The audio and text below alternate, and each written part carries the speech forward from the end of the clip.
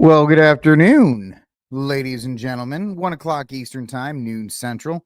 How is everybody doing today? A special early edition of RickCast because I am going to be heading to San Antonio in a little bit, and I want to make sure that I got a show for you guys in because I really don't like doing shows on the road. I will do one on the road tomorrow. But they are kind of a pain. Um, being away from the comforts of home. But I will do one tomorrow for you. I figured I'd get one in today where we have all access to everything that makes the show truly as high tech and amazing as it is. But thank you for hanging out with me right now. If you are new to this show because you've never seen it, because it's on at 6 Central Time, this is RickCast, where the show is me talking about topics, but the show really it really takes off when my bar rats in the YouTube chat or anybody else on Rumble or on Getter or on D Live or any of the other platforms that we're on contributes to the program. So if you have a thought on something that I say, please jump in and let me know in the comment section. Really doesn't matter what it is, positive, negative. We can work through it. But no matter what, it makes the show that much better. I promise you that. It truly makes the show that much better having you guys get involved. I'm not expecting, it's a different time slot than we're used to. It's going to be a little bit of a smaller show. It might be a sleeker show as well, just kind of getting through the topics, but it's going to be a good time, and I'm actually looking forward to it. So thank you all once again for joining me here. And if you like what I'm doing, whether you're on YouTube or Rumble or any of these places, like, subscribe, share, hit the notification bell. If you're on X, repost it. Get some more people in the building if you want. It's up to you, really. The show is gonna either do as well or not with it. I don't want to say it like this, but it hinges on you guys. Because I do as much as I can, and I let the algorithm do the rest. So let's see here. What are we gonna talk about? Trump's got record approval rating right now, which the left is not going to like because they don't like it. And Trump has done some pretty, I don't want to say it like this, pretty forward thinking things. He's done some stuff that a lot of people would tell you in the political class that this would be political, that would end. Look at that. YouTube actually did it for once. Good to see you, Lou. I can always count on you. So Trump does these things like the Liberation Day, the tariffs, the constant needling of Canada, all of this stuff. And the left tells you every single time it's going to be the end this time. It's going to be the end that. I mean, he can't survive this. He can't survive that. Yet he continues to survive. And in fact, most people are willing to give him the benefit of the doubt when it comes to these things. So impressive to say the least in that regard.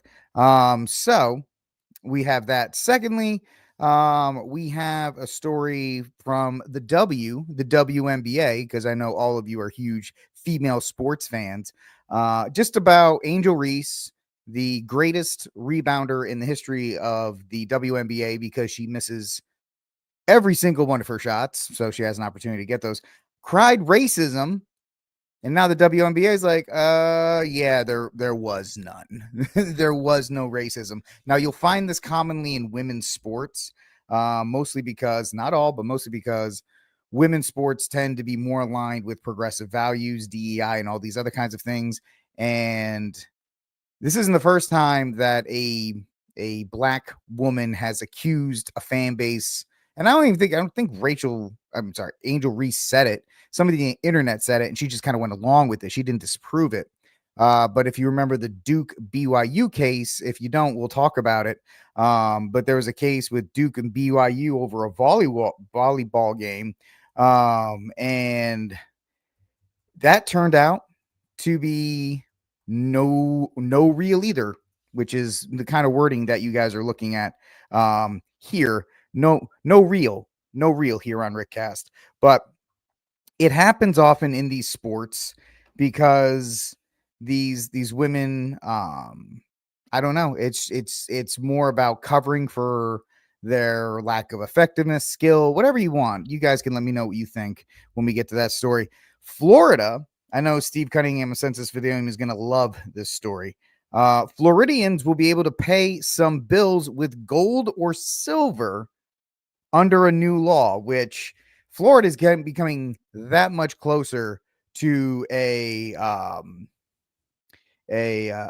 own republic, and that's I like to see it. I mean, Ron DeSantis should literally just be the king of Florida, and let's just get it over with, because he runs the state well. Terrible presidential candidate, awful presidential candidate. Great governor. Doesn't mean just because you're bad at one doesn't mean you're not really effective as another. So good for Florida. And then we're going to talk about a Memorial Day record weekend at the box office. Yes and no. Both films did really well, and it's a great thing, and yada yada. However, they're trying to mask the deeper problems that the industry faces from the exhibitors, not exhibitioners. That's a different thing. The exhibitors, your movie theaters, the distribution windows, streaming versus physical media, and all of those other kinds of things that we're going to be talking about there. So it is going to be a show. Once again, this is if your first time watching RickCast, we cover a bunch of different things. We don't just stick on one topic. We try to get to as many as possible and try to give you guys as much of an overview as possible. And once again, this is not me trying to give you my viewpoint. I'll give you my viewpoint, and I'll give you a spoiler alert that'll probably be biased in some way because I am a Catholic. Some would even say I'm a traditional Catholic because I prefer the Latin Rite and all these other things. You can label me that. That's fine. That doesn't really bother me. I don't care either way what you label me as. But that's my political affiliation. I'm not a Republican. I'm not a Democrat, not a Libertarian. I'm a Catholic, and that's how my worldview identifies as such. So that's going to be my opinion. You can give me yours in the comment section, or if you're just talking to yourself while you're driving. I find myself doing that a lot of time when I watch YouTube videos. I will give the greatest, I don't know if you do this, I give the single greatest rebuttal to somebody on YouTube, and then if you were to ask me in real life, I would forget it.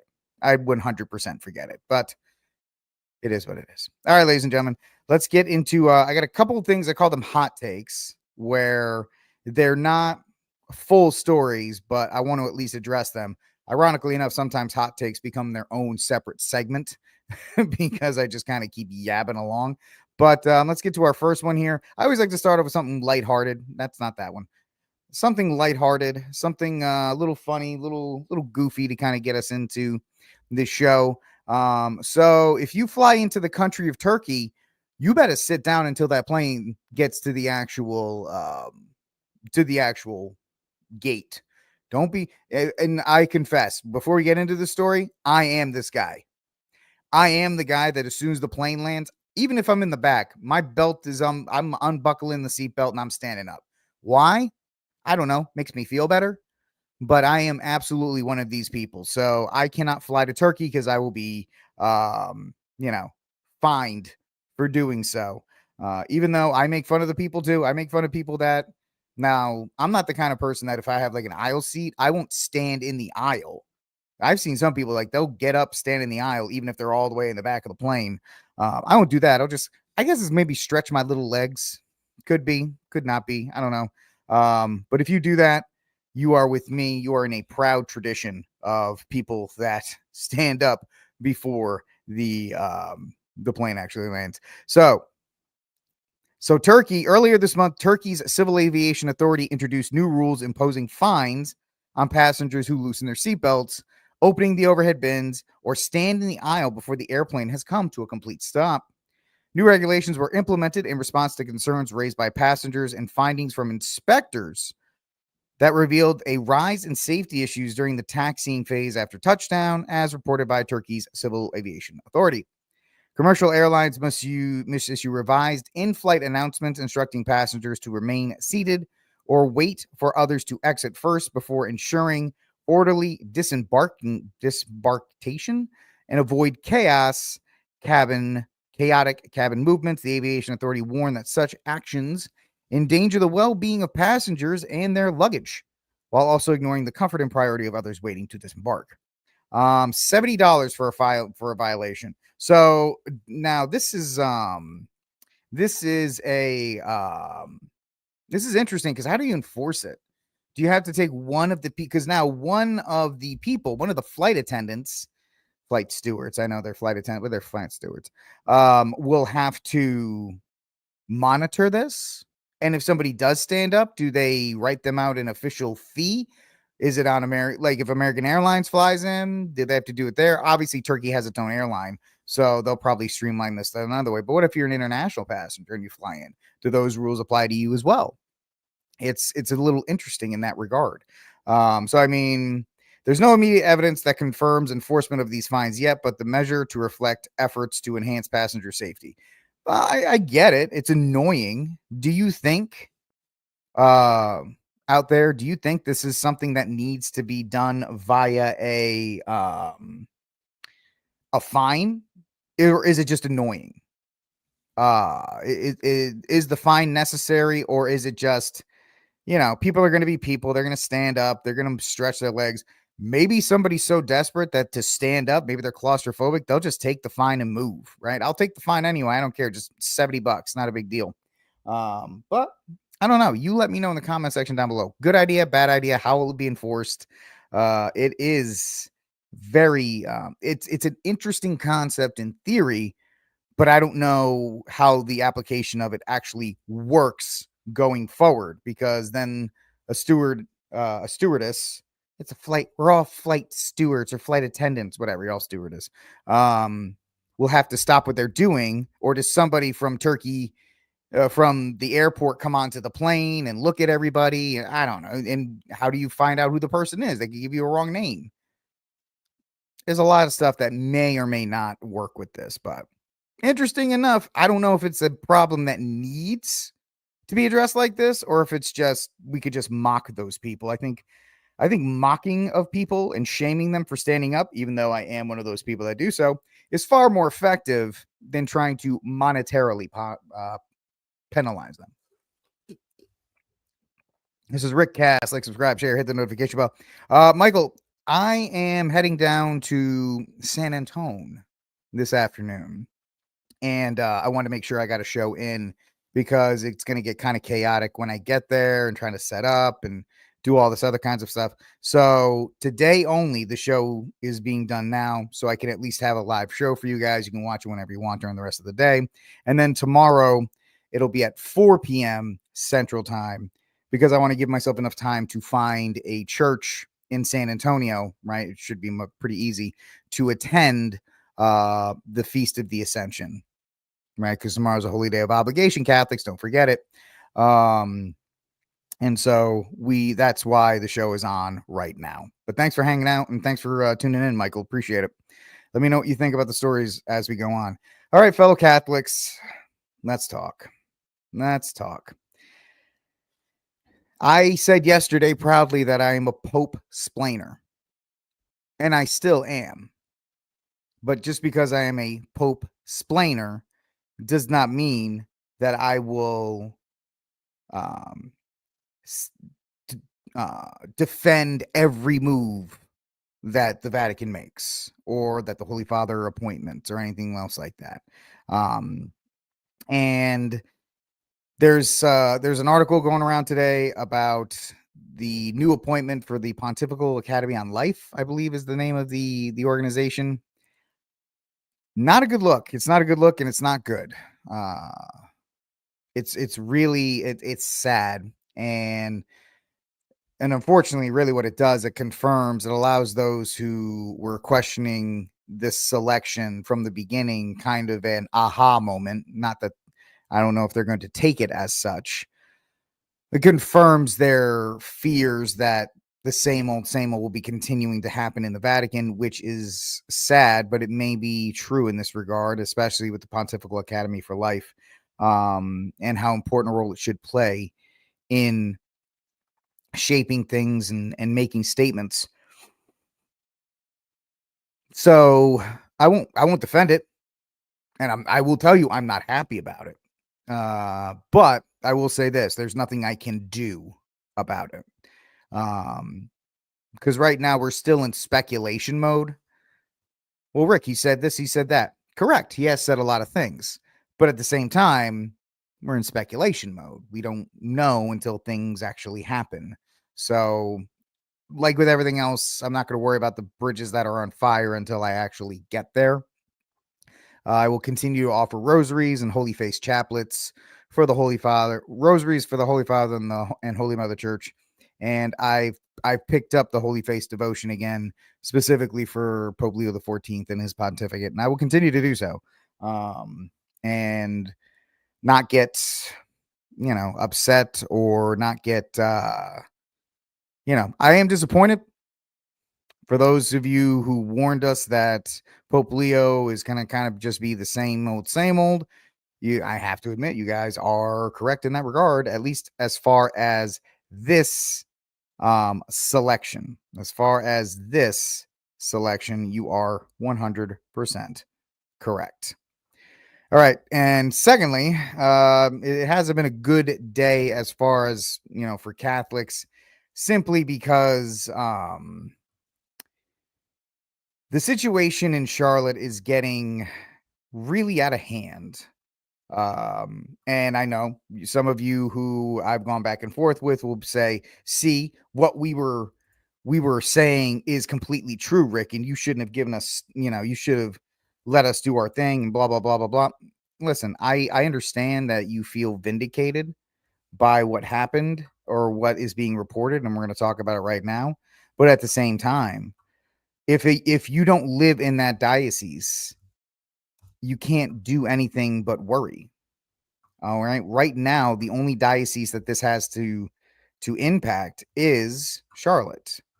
So there's really nothing you can do except pray for the people of Charlotte. I mean, you can talk about it. All that does, I've seen some really and it's not just TLM guys. I know TLMers I've had personal run-ins with bad TLMers in the past, and it has colored my view of the Latin Mass, even though I go. But there's some people on the Novus Ordo, the new right side, that are being just as vitriolic as the Latin Mass people are, and so it's kind of a shame that there's so much infighting that's taking place right now, and this is another reason why I say don't speak about it, or don't make, don't come on here with bellicose statements, simply because there's a lot of fire that's taking, there's a lot of, discourse and things like that. And yes, fighting is fine, or infighting is fine, or disagreements are fine, but it's getting to the point where I don't like to see it going where it is. But that's just me in this regard. And what am I saying? This just dropped today from Regina Cheli. Right, this should have been today. So yeah. So an exclusive, the anti-traditional, anti-liturgical pastoral letter to be sent by Bishop of Charlotte on liturgical norms of his diocese. Now, I will put a link in the in the chat for you to read it on whatever website you are on. If you are interested in reading this, please, go ahead. It's a good article, and you can take a look at it. But in case you don't want to read all this, these are some of the highlights, if you will, from this article, saying essentially that there will be new rules condemning many aspects of the Mass. We're not talking about the Latin Mass. The Latin Mass has pretty much been put to wherever it's been put to, right? To that one place in Mooresville. We're talking about condemning traditional vestments, vesting prayers, altar rails, kneeling for communion, and really an attack on the unacceptable ideas that the Latin Mass fosters. You can see the vitriol and the disgust that, and I know I said don't talk about it, and here I am talking about it. Call me a hypocrite if you want. I guess it's deserved in this case. You can see that this is an outright I don't want to say attack because I feel like that's a cliche, but this is an assault, attack, whatever you want to say, on any remnant of tradition that exists within new masses. We call them unicorn masses, where, Latin will be said and priests will wear traditional vestments and do all these other kinds of things. And it's this bishop is really trying to stomp out any vestige of the past and set in permanently in his mind this new mass, the way that it's supposed to be done. Now, of course, it's very interesting that Pope Leo XIV uses Latin. he uses traditional vestments. There's a lot of things that puts this bishop, at least it looks like, at odds with Pope Leo XIV. So here's what I am extracting from this. I'm staying with my original thesis on this, which is that this bishop knows that at some point, could be a year, could be 5 years, that Pope Leo, in his attempt to unify the church, will loosen the restrictions on Traditionis Custodes. I can't give you a timetable. I don't know, but I think that's what's going to happen.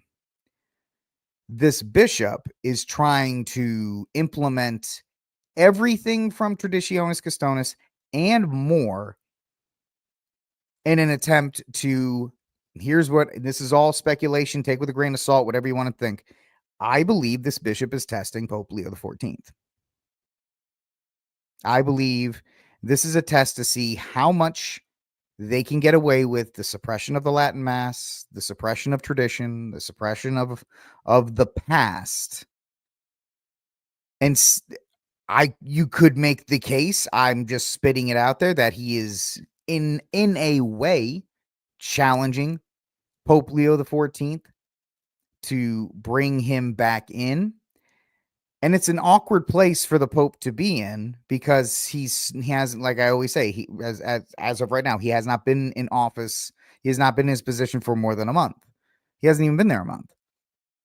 And to have somebody come out and do these things as quickly as he has done them, in a manner that will put a spotlight on Traditionis Custodes, which is, what he's an American, right? The first American Pope.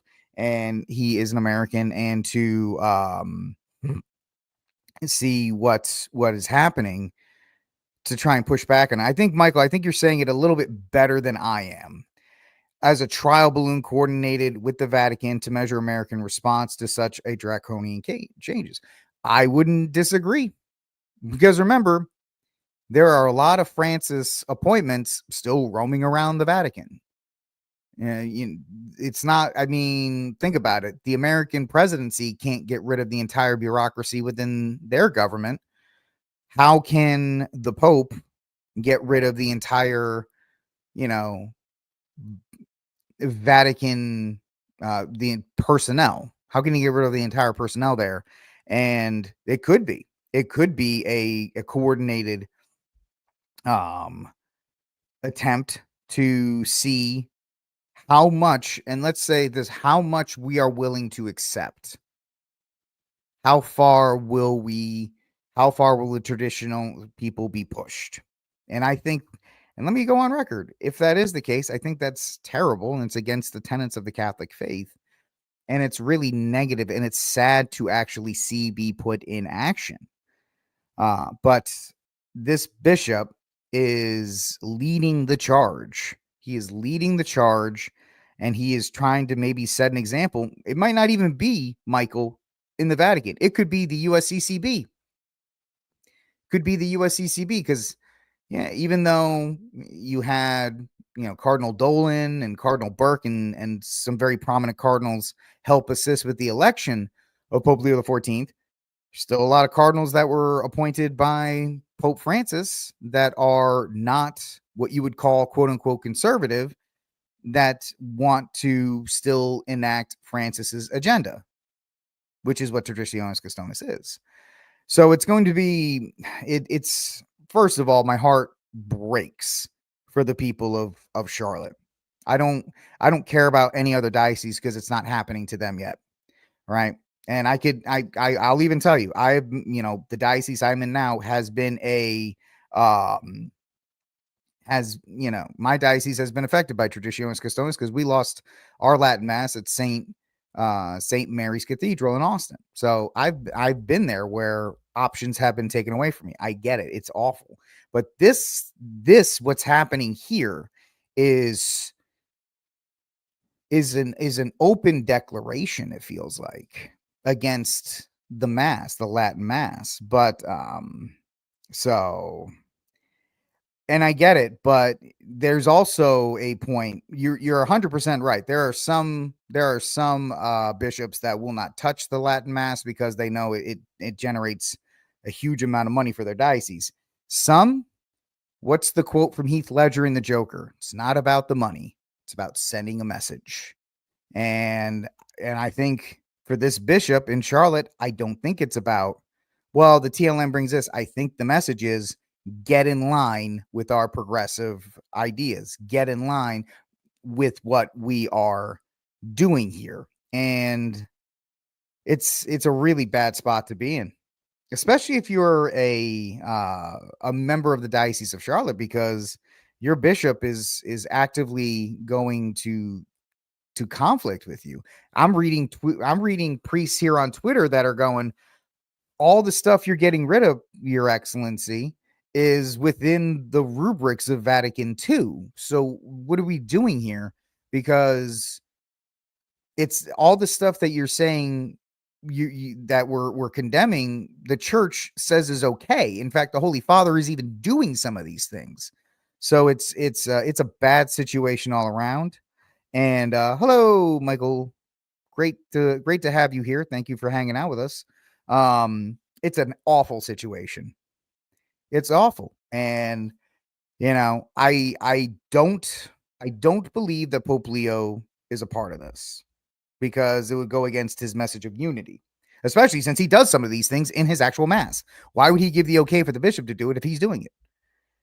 I do think it is a coordinated attempt by those who are still loyal to Francis, because there's always going to be the cult of personalities, right? There's going to be the ones that were loyal to Francis that are going to try and enact his agenda as best as possible. And it's sad and it's heartbreaking. And the thing that really I kind of gets me, and we'll see this post here from Steve Cunningham, that we knew some of this from months ago, but holy cow, this is insane. Bishop is banning altar boys from wearing gloves, bells to announce the start of Mass, to end for the starting lineup introductions, and more crazy town ideas. Cites SC. What is SC, guys? I don't know what SC is, but then he poops on it. We have a dictator bishop if he goes with this. Someone tell him Francis has died, because when I told him, he didn't seem to read that. Translation, y'all too reverent and should be terminated. Now we even got Steve Cunningham reaching out. Pope Leo, we need your help. You gave a homily about Eastern rites. The church needs you, and praise them for their liturgy and mysticism. We're having ours removed by edict without the use of reason. So it's one of those things that is just not, I don't think anybody saw this going as poorly, as no one thought it was going to escalate this quickly. But I guess the idea is that this has to get done, and it has to get done to such a degree that any lifting of restrictions will seem like relief. You understand that? When you put something in that is so hardcore and so bad and just so strict, the easing back of it in any way, shape, or form, the congregation will be pleased with it. meaning that they won't have all of them, but they'll still keep some of them while this bishop is in play. Maybe other bishops around the country are watching to see how this reacts, but I'm even seeing priests that are going, this is just wacky, because all of the things he's condemning are still within the rubric of Vatican II. So I don't know why it's happening this way. It's happening this way because I believe you have a bishop that's loyal to the ideas of the previous pope. And so it's pretty nasty. And my heart goes out to the people of Charlotte, right? All right, let's get to our next story of the day. So interesting article here from Rasmussen's saying that 50% of America, 50% say America's on the right track. I can read, don't worry. Rasmussen reports found on May 27, 2025, that 50% of Americans say the country is on the right track for the first time in their polling history. Now, of course, everybody says Rasmussen is politically right, but they're actually as center as it gets. They're just the most accurate on their polling data. They're much better than YouGov and all these other kinds. But you have that. The milestone follows a nearly 20-year tracking period and coincides with a noble political realignment influenced by recent voting patterns and partisan divisions. The data shows 75% of Republicans and 35% of Democrats believe things are going well, with voting shifts in majority Hispanic counties supporting Republicans. Rasmussen pollster Mark Mitchell calls the result an uncharted territory and stated, "Never thought I would see it," regarding the majority sentiment, because right now the honeymoon period's off, right? We're what is it? June? Not June. We're in May. We're almost 6 months into the new presidency. That's about enough time for the honeymoon to wear off and people start being like, all right, we're not doing great. We're not doing it. But at this point, the shift suggests increased public confidence tied to recent leadership and policy efforts, though the country remains politically divided over its direction. And it's very interesting. I think it is a big deal. And the whole thing with this is that Trump has done things that no Republican would do. Why? Because the consulting class would say you can't do this. You're cutting off your political career. It's over. You're ending it. But the fact of the matter is, it is I'm not trying to be a sycophant for Trump. I'm saying bold as in he's doing it despite the fact that it is against every political instinct of every establishment politician to do, like the Liberation Day, the tariffs, going after Canada, saying that you want to take over Greenland, going toe to toe with China over the tariffs, putting like 1,000% tariffs. I'm being facetious, obviously.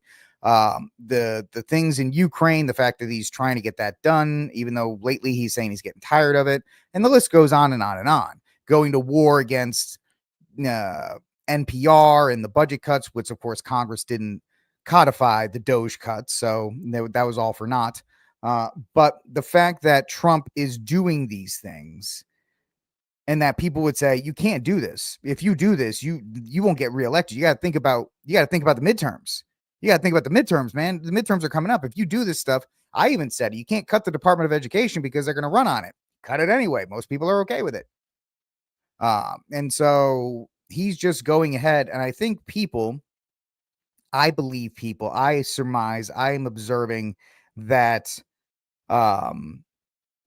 people value leadership. And it's mostly the people, you'll see it on X if you're there.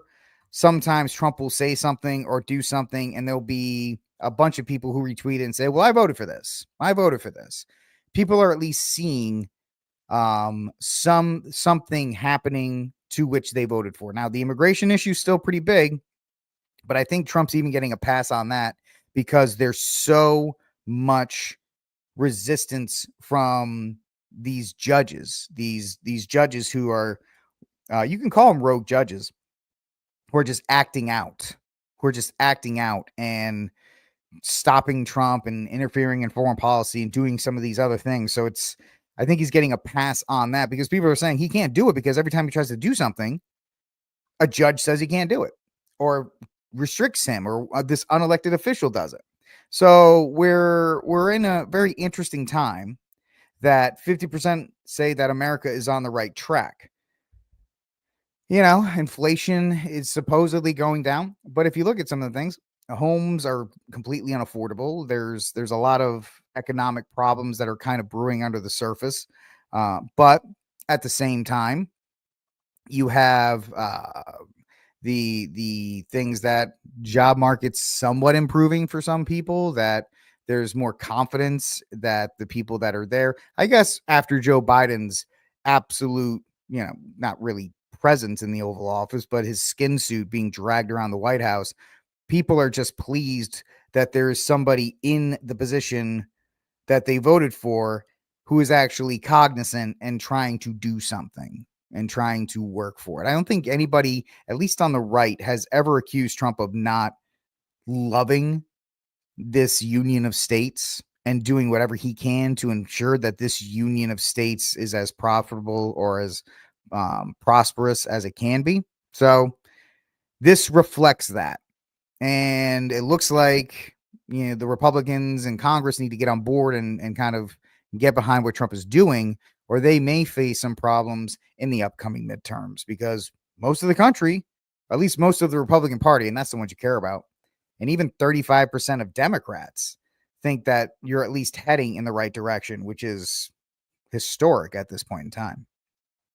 All right, this is RickCast. Like, subscribe, share, hit the notification bell. Had a question here from Michael Mendez.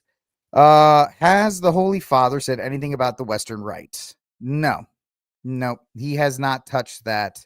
The closest thing he has said is that he does not want to rule like an autocrat, and he is encouraged. He wants his pontificate to unify a divided church, which is why everybody in Charlotte is like, what are you doing? What is the bishop doing? Because this is not unifying in any way, shape, or form. So how is this even in line with what the Holy Father's been trying to say? And so, unfortunately, he's addressed the Eastern rites, saying that they're important and they're valid and we need them. But he hasn't said anything about the Latin Mass in particular. People are encouraged because he sings in Latin and that he is incorporating Latin into his masses. So people are encouraged by that. But no, we don't have an official statement from the Holy Father regarding the Latin Mass yet, which is, I kind of have to think, Michael, that this bishop is working with other bishops, maybe people in Rome, I don't know, to try and push the Holy Father into making a declaration on the Latin Mass sooner than he would have wanted to. So we're going to have to just wait and see in that regard. All right, let's get to our next story of the day. This is from groundnews.com as well. Floridians will be able to pay some bills with gold or silver coins under a new law. A Florida bill signed by Governor Ron DeSantis recognizes gold and silver as legal tender and allows tax exemptions for these precious metals. The bill, HB 999, permits entities to accept gold and silver for debt payments and will take effect on July 1st, 2026, pending legislative approval. DeSantis stated this move aims to ensure Floridians' financial sovereignty and to provide economic independence from federal currency fluctuations. Gold and silver coins must meet specific purity standards to be accepted. I don't know. What do you guys think about this? I am absolutely encouraged by such things. I like that idea. Now, of course, if you have the ability to buy gold and silver, would you want to actually give that gold and silver away to pay, bills? Oh, I got to pay my electric bill. You want to take a gold coin. But the fact that it is another small step away from total dependence on the federal government, I see as a positive. I see it as an absolute positive, because gold or silver, as this article stated, will provide economic independence. Now, of course, they have to meet purity standards, obviously. But it will allow the state to kind of operate under its own a little bit more independently than it has. So I like it. There's really not much else to say about it, but I like some of the stuff Florida is doing. Now, Florida can just get rid of property tax. I'll sell my home here in Texas and get there as soon as I possibly can. All right, noonday edition of RickCast. Like, subscribe, share, hit the notification bell. Let's get to our next story of the day. Obviously, I need the coffee. Obviously. Let's get to our next story of the day, ladies and gentlemen. From Breitbart.com. So the WNBA could not substantiate allegations of racist comments towards Angel Reese. Now, if you are not into the sports ball, Angel Reese is a female basketball player. I will put that in quotes because she's a tall woman, and she's an abnormally tall woman. So it is what it is in that regard. And the fact of the matter is she tied herself to Caitlin Clark back in college. There was this whole thing where she played for LSU, and LSU played Caitlin Clark's Iowa. I think it's either Iowa or Iowa State. In the finals, LSU won because it was just a talent loaded roster, and Caitlin Clark's team was Caitlin Clark and four girls. And Angel Reese mocked her during that game, and they have been linked ever since. Even though skill wise, Caitlin Clark is not, she's galaxies away from Angel Reese as far as talent, but Angel Reese has marketed herself as a villain, as a bad guy, or whatever the case may be. And we're not going to hide from this on this show. She happens to be black, where Caitlin Clark happens to be white. And the legacy media, the leftist media, especially run by Disney-owned ESPN, has not shied away from the fact that it is a race issue. They try to say nice words on the surface, but in the end, it is a hatred of Caitlin Clark and what she represents versus Angel Reese and the traditional WNBA, which is a pretty much charity-sponsored, lesbian event, right? If you ever went to a WNBA game before, I don't know why, maybe you needed to get out of the rain or something. It was a lesbian pride event, and it pushes leftist causes. I know one of the teams, I think it's Seattle, is sponsored by Planned Parenthood. So it's been a leftist league, and it's been funded. It's a welfare league because the NBA pays for it, and it doesn't make any money. So Angel Reese comes out, and she's not very good. She's a great rebounder. That's because she's abnormally tall, and she's right under the basket. If you've ever seen this girl try to shoot a layup, I guarantee you, my fat, old, broken self, I got a blown ACL, I could probably beat her in a game of one-on-one, and I'm probably half of her size. Sorry about the doorbells, guys. It's with the trees, these guys are relentless. These guys are relentless when it comes to knocking on my door and asking about like tree cutting service, even though I got my guy doing it. So I apologize. I even have a sign that says don't ring the doorbell, but the people that come to my door don't either look at the sign or understand the sign, if you know what I'm saying. So back to this story. I'm 5'6". I think Angel Reese is like 6'2". I'm pretty sure I could smoke her in a basketball game because she has no skill, but she is a black woman, which is the most protected class by the left. And this event stems from the first game of the season where Caitlin Clark's Indiana Fever just beat the brakes off of Angel Reese's Chicago Sky, I think is what they're called. And there was a moment in the game where Caitlin Clark did a very light foul. She did a light foul on Angel Reese, and Angel Reese flopped and got up and tried to act like she was street or something, saying all these kinds of things to Caitlin Clark or whatever. And then reports came out online, not from Angel Reese, but online, that somebody was, and this, I'm quoting this YouTube, don't say quoting, making monkey noises even though nobody in the arena reported hearing monkey noises, because apparently the Indiana Fever are just racist now. They're just a bunch of racists, and they hate black women, even though most of the people that go to the WNBA games are either black women or leftists to begin with, except for Caitlin Clark's, white fan base that goes to see her play. So the WNBA could not substantiate these allegations of racism towards Angel Reese. So this investigation by the WNBA has determined that the alleged racist attack against Chicago Sky star Angel Reese are not substantiated.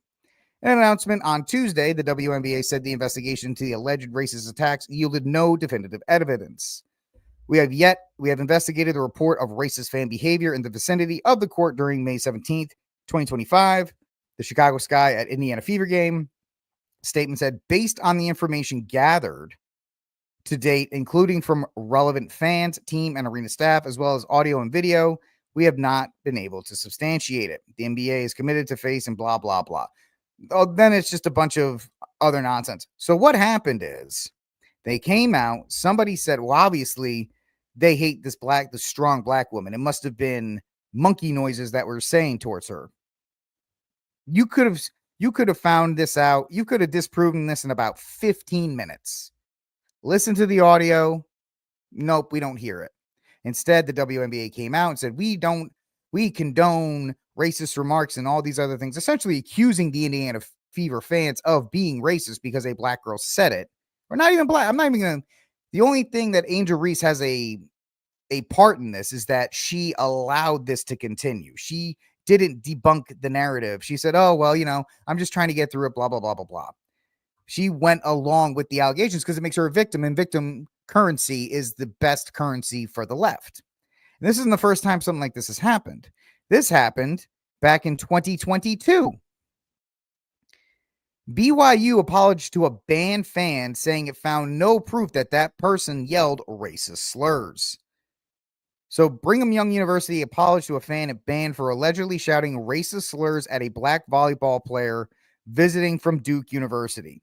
Now, this girl, I don't know if they actually say her name, but she was Rachel Richardson, was playing for Duke. It was a volleyball game at BYU. And it's, it was fine, whatever. It's a volleyball game. Nobody really cared. Then her aunt, whether her aunt was at the game or not, I'm actually not too familiar with, but her aunt does come out and say somebody was saying nasty, nasty things about my niece. Somebody was saying nasty, nasty things, and I was really sad about it. So BYU has to come out and has to say, we're sorry, we condemn racism or whatever these other things, blah, blah, blah, blah, blah. And it's another example that of the left using racism to get what they want, or to try and silence any kind of dissent as far as whatever, or using race as a clout. Now, it's an easy way to get famous if you're a female athlete. Well, this person called me a blank word when I was playing. Oh, well, now you're going to be on every TV show and people are going to know your name, and you can be an activist and you can do all these other things. Except that fan at BYU got banned. And then they said, oh, by the way, no, you're actually, you didn't do anything wrong. Sorry about that. Instead of actually looking at it first. So this isn't the first time that this has happened. And it probably won't be the last time in Angel Reese's case that she'll make, or somebody in her group will make reference to, well, these groups of fans are racist. Why does she do this? It's simple. It keeps the spotlight off her terrible game. She is an awful basketball player. She is not even, Rick, she went to LSU. She's an abnormally tall girl. She can catch the ball under the hoop and put it back in the basket. She can't shoot outside of 3 feet. She can't make free throws. She can't dribble the ball.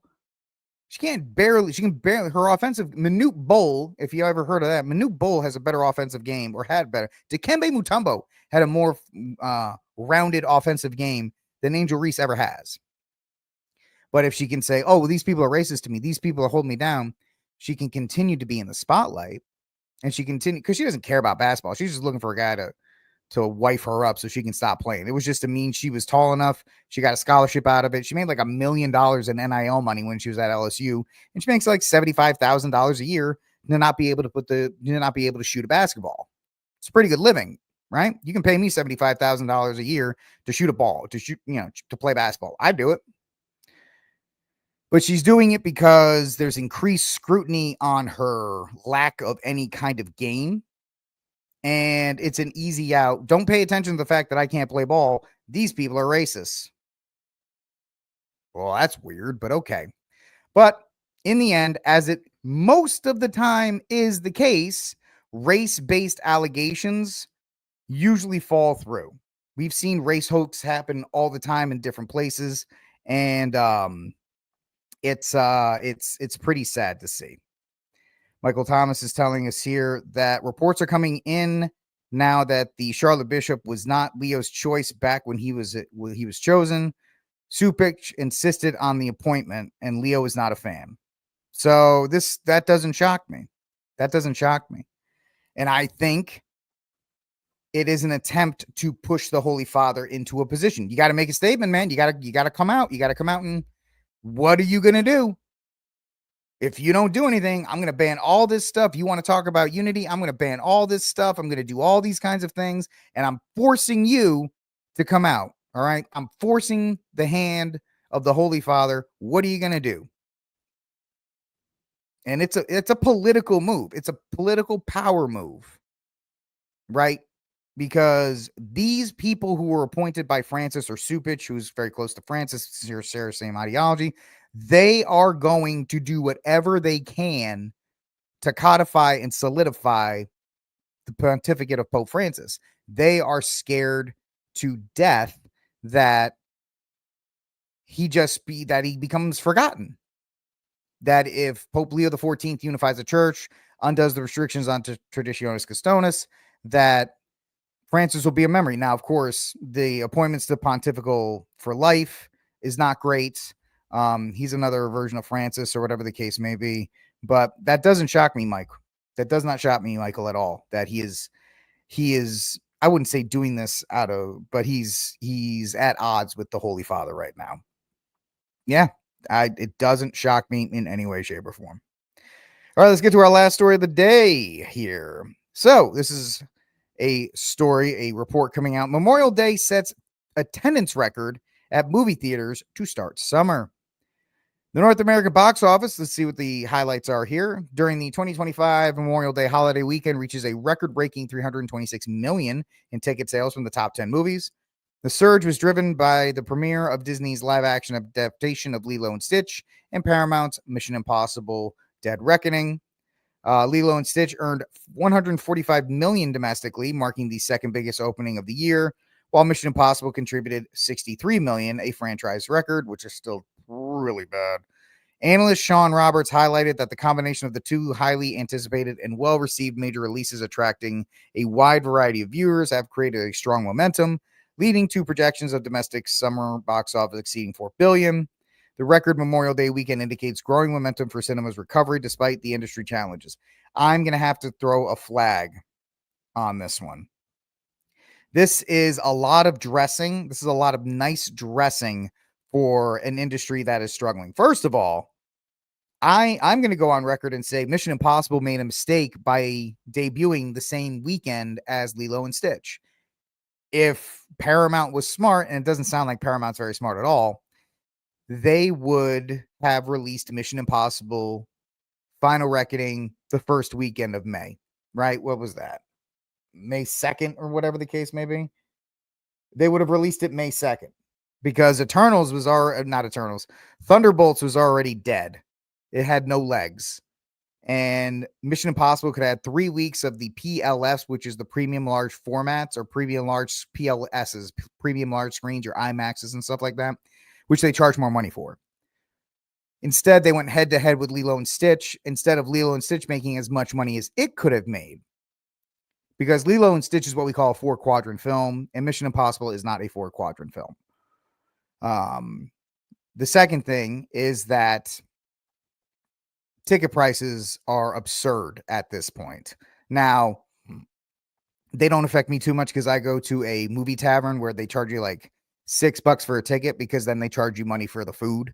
That's where they make their money. They make their money in concessions. But a lot of people who go to like AMC or Cinemark or National Amusements or whatever the case may be, those ticket prices are getting ridiculous. And that's not before you get to the concession stand.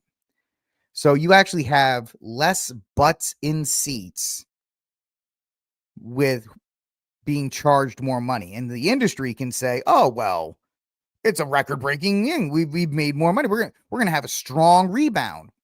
You might, or the fact that July has Superman, Jurassic, whatever it is, Jurassic 7, 9, 12, Jurassic Park World, whatever it is, and then the Fantastic Four all in the same month are going to cannibalize each other. There's really nothing coming out in June.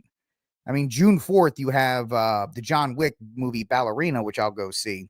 But outside of that, I don't know of anything really major that's coming out. And even the John Wick, even Ballerina is not going to be $100 million opening film. So the fact that these films always kind of go back and forth and run into each other, and they do this all the time. These windows are getting bad. And now you have the Movie Theater Association. It used to be called NATO, the North American Theater Organization. I think it's just called the Movie Theater Organization now. They're pushing back on these windows, which is when you release the film, how long a movie needs to stay in. Can't be, it's got to, they're pushing for like a 120-day window, meaning that it can stay in theaters 120 days before it goes to streaming. But this is a really nice headline that is hiding a lot of problems in the industry. And this is accounting for Superman, Jurassic whatever, and Fantastic Four all being strong films in the month of July. And so that's an optimistic way to look at it to begin with. But we'll see. But that's they're trying to slap some lipstick here and say, oh, everything's fine, don't worry about it, everything's good, when in reality it's really not. That's right, it's bracing for AI. So they're trying to pump it up as much as possible. So that's a very good point. All right, one last question here. Plano, Texas has a new Muslim subdivision. It's all inclusive, 70%. I actually think that's been nuked by, I know Ken Paxton is investigating that, and I don't think it's actually going up. Now, what should really upset you is not this, the fact that DFW is like mini Mumbai, and it's mini Mumbai, it's mini Qatar, whatever you want to call these kinds of things. There's a lot more people there that are driving up housing costs and all these other kinds of things. But the actual Muslim only subdivision, I heard Ken Paxton is investigating, and I don't think it's going to go forward. But I will keep my eye on that. And if there is a I could be wrong. I'll have to look into that a little bit more and see what the actual current state is. All right, folks, that's it for this episode of RickCast on this special noonday show. Tomorrow, 4 p.m. Central Time. 4 p.m. Central Time. That'll be 5 p.m. Eastern. That'll be the show then. Then Friday, we go back to our normal time. I will talk to you then. Thank you so much for hanging out with me. Like, subscribe, share, hit the notification bell if you like what we're doing here. I will talk to you all tomorrow, 4 p.m. Central Time. 4 p.m. Central Time here on RickCast. God bless. And until that day comes, free Dexter Taylor.